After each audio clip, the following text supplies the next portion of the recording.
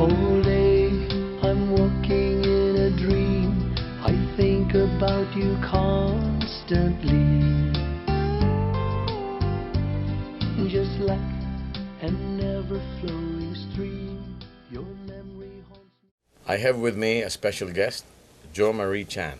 It's my privilege to be able to talk and chat with Jo Marie Chan, my good friend, and our lives have a lot of parallels. So it's going to be an enjoyable interview. Good morning, Jo. Good morning, Ramon. You know, you're talking about parallelism. Yeah. I know this for a fact, that it was Little Richard's Long Tall Sally that sparked your interest in music, wasn't it? That, Yes. that you started to play the guitar. Correct. But that song was also a very important song in my life. Really? Because when I first heard it on radio, it was like a magnet. I was That's attracted true, to huh? it right away. Yeah. And although I couldn't play the guitar, I still don't play that guitar as well as you do. And I don't play the piano. But one day I'll show you a picture of myself with one leg up the piano, you know, Mimicking Little Richard. mimicking Little Richard, Long Tall Sally. Gonna tell Aunt Mary about Uncle John. What a coincidence. So that Yes. also affected you. It was really a great tune, huh? 1956. Long Tall Sally. You know, it was the 1956, driving beat of Little Richard. wow. Yeah. Well, Jo, how did you... Were you interested in music from the time you were a little boy?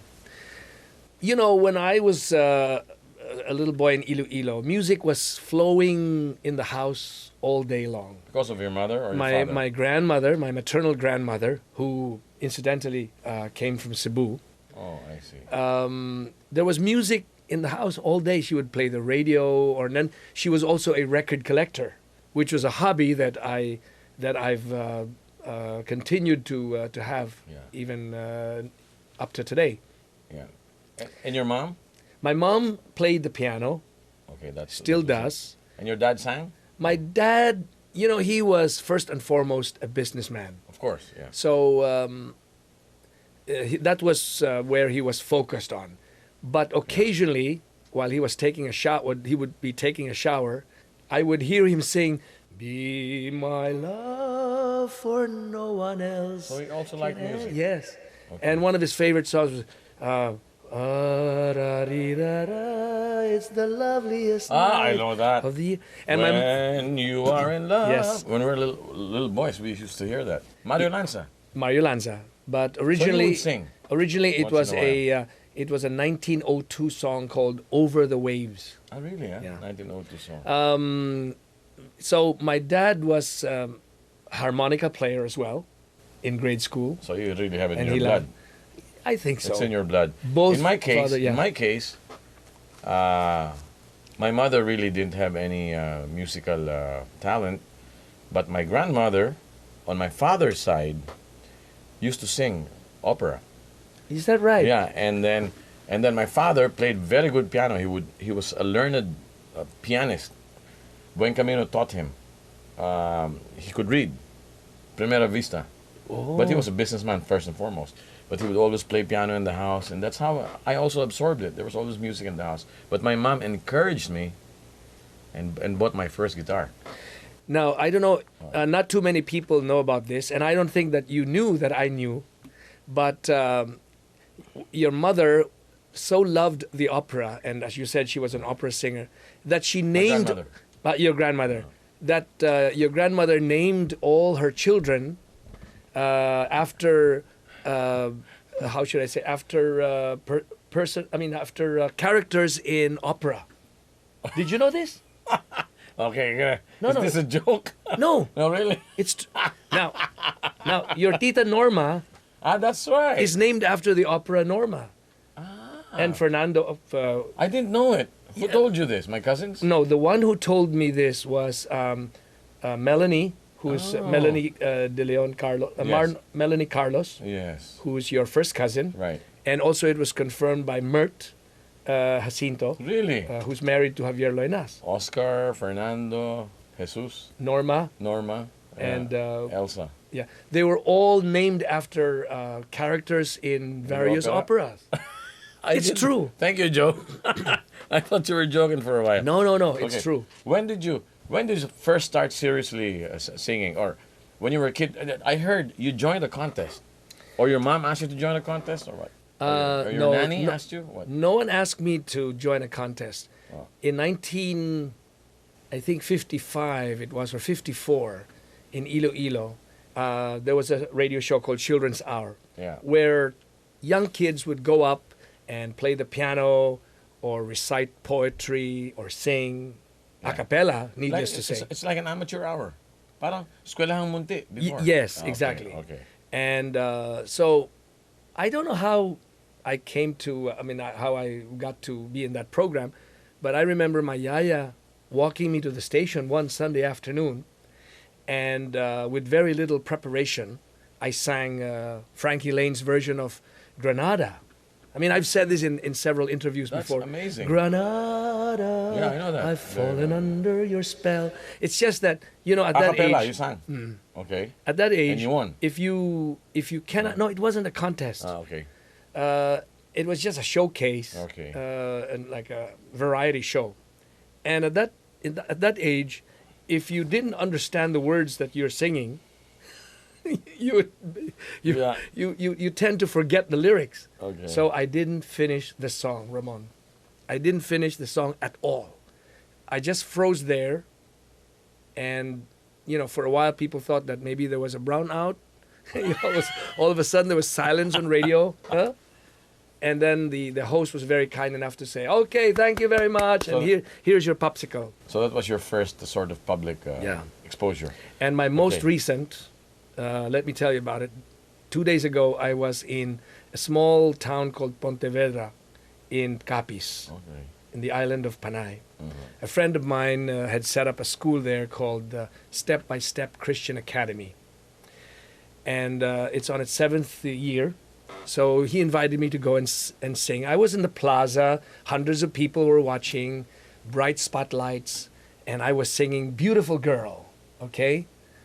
In the second verse, a mosquito flew right into my mouth. And I stopped singing. The music played on because it was just -1. The music played on. So I excused myself. I said, even your mosquitoes here taste better. I had just complimented them on the beautiful scenery and the warmth of the people. So those was the very first and the most recent. Yeah. You stopped singing. Then they asked me more song. I said, let me digest this mosquito first. So I went down the stage. That happened to me while I was campaigning in Lanao, and I sang a song after my speech, and a bug went in.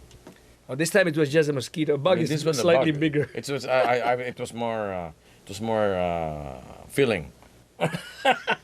Anyway, Joe. Okay, you spent your grade school and high school in Iloilo. Yes, I first went to a Chinese school there Mm-hmm. called Iloilo Chinese Commercial School, Yeah. which has since been changed to Iloilo Central High School. And then And then you went- for high school, I went to a wait, you also St. Clements. DJ'd. You DJ'd in high school. I heard yes, that. yes. Where? With the radio station? I was I must have been 12 or 13 years old. This is how it led to the work. I used to emulate radio announcers. Even as a kid, I used to listen to Bobby Nung on AM radio here in Manila, because with AM, Bobby even Nang. from Iloilo, you could tune in to DZXL and DZMM and Yes. and the other stations. You could hear it. Yeah. So I would make believe that I was a DJ. I would play my records on our home phono. So hilig radio. mo talaga, Joe. Yes. Hilig mo talaga. So I would play and I would give the time check, and I would, Which reminds me, when are you going to DJ in DZRJ? well, On a Sunday? in fact, we were planning on it, to maybe host RJ's 100 all-time favorite songs. So how long were you in a DJ in Iloilo?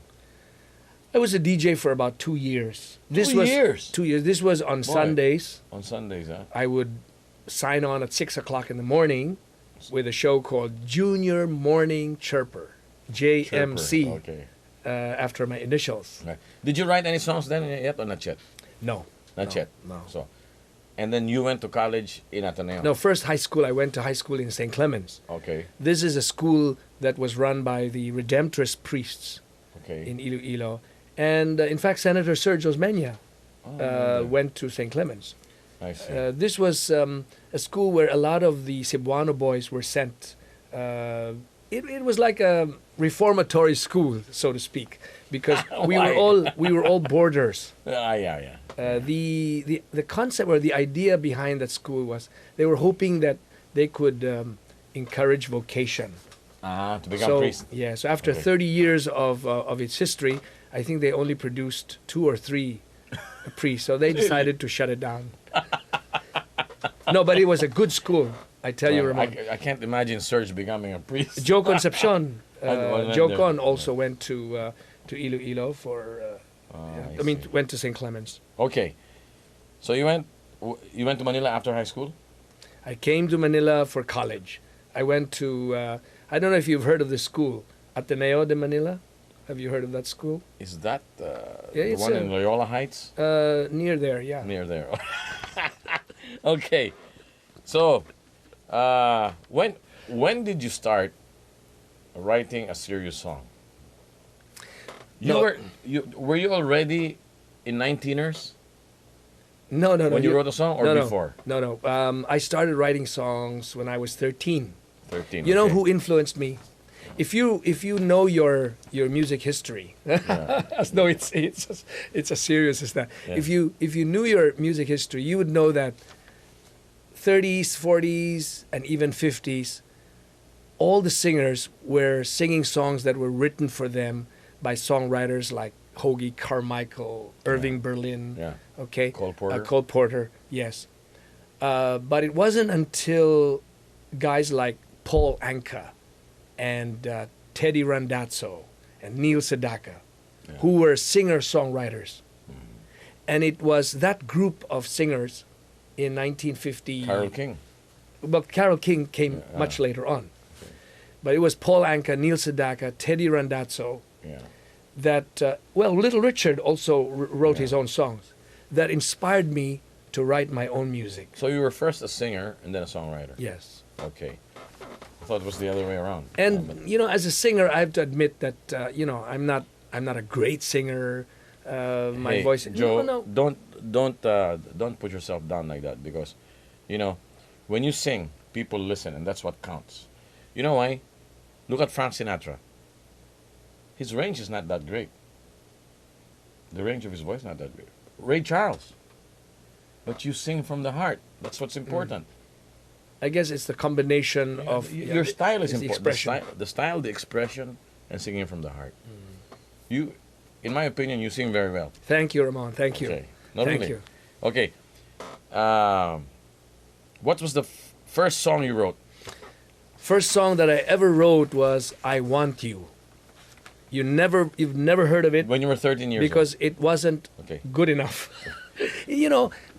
I'm sure that the first song that you composed, you would, if you listen to it now, you would conclude that it's derivative, Yeah. right? Because that's really how you start.